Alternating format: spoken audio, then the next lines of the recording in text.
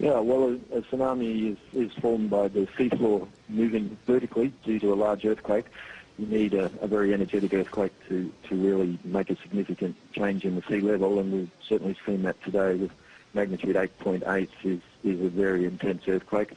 And that has pushed the sea level up above the rupture in the sea floor, and that wave then propagates outward from that rupture across the ocean in all directions.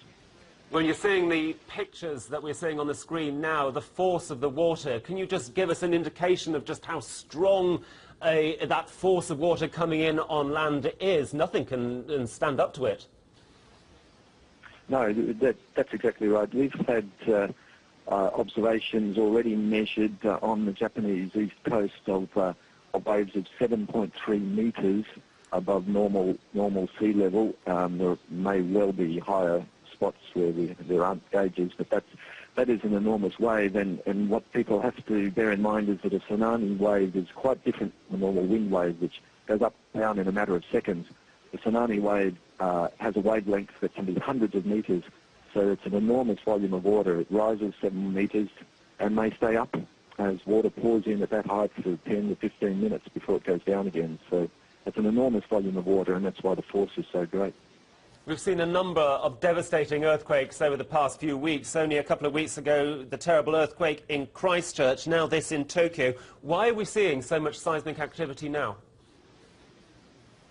I don't know that anybody could answer that. Unfortunately, we don't know how to forecast when earthquakes are going to happen. This is all around the Ring of Fire, which has existed around the Pacific for a very long time. Its activity fluctuates with time. I'm not a seismologist, but I don't think anybody is really capable of predicting when these peaks in activity are going to happen. We just have to react as quickly as we can when it does happen.